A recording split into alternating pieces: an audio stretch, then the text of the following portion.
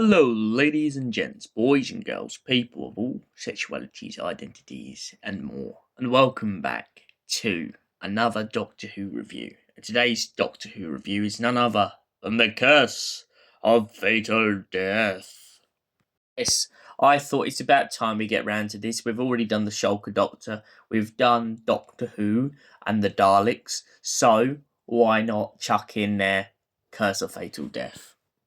So, what is The Curse of Fatal Death for anyone who hasn't watched it? Well, The Curse of Fatal Death is a really good Red-Nosed Day spoof of Doctor Who. Well, the story's quite simple at the beginning. It follows the Doctor being hunted down by his old nemesis, the Master, whilst he is trying to explain to the Master that him and his companion Emma are going to get married. But of course, the Master and the Doctor have a bitter rivalry, and the pair of them land on a planet in which they go back in time constantly to bribe the architect. It takes numerous attempts, but eventually the Doctor admits exactly what he was trying to tell the Master, and once the Master finds out, he's absolutely horrified.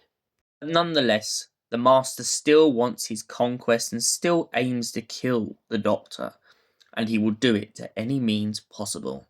After all of his attempts to go back in time and bribe the architect failing, he eventually decides to enlist with the help of the Daleks, in hopes of destroying the Doctor once and for all.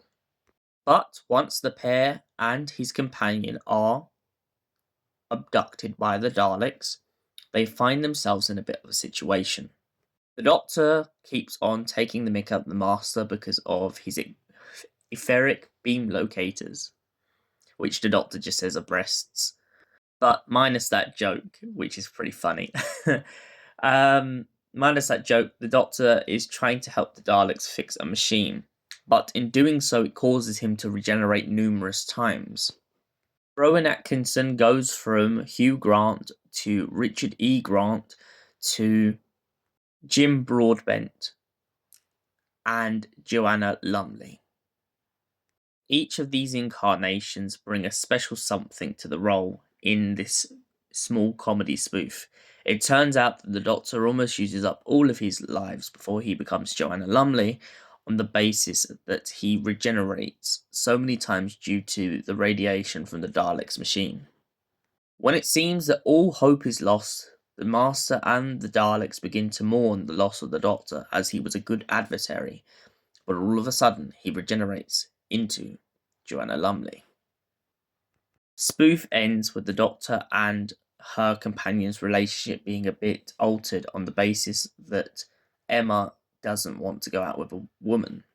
Instead, Joanna suggests that they should maybe just keep going around in the universe once again as best buddies.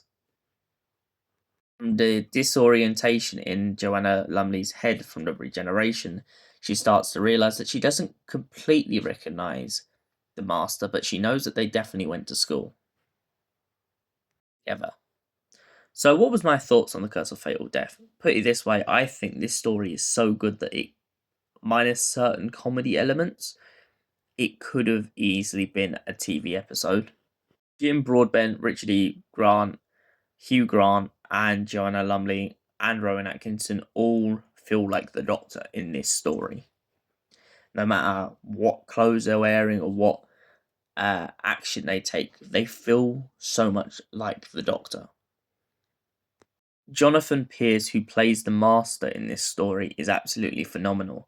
I like the way that he's definitely drawn from Delgado and Anthony Ainley in his portrayal of the Master. Other thing I really liked is the Daleks in this episode kind of remind me of the Spyrodon story. I like the way that they are portrayed to have more forces than they do, and I really like the way that Stephen Moffat and the team worked on this comedy. A lot of Stephen Moffat's work in later years with Matt Smith and stuff really relates back to this comedy, and I can definitely see where he got a lot of his ideas. And for that reason, I give The Curse of Fatal Death a solid 10 out of 10. Thank you for watching. We will see you in the next Doctor Who review. Until then, goodbye and stay beautiful.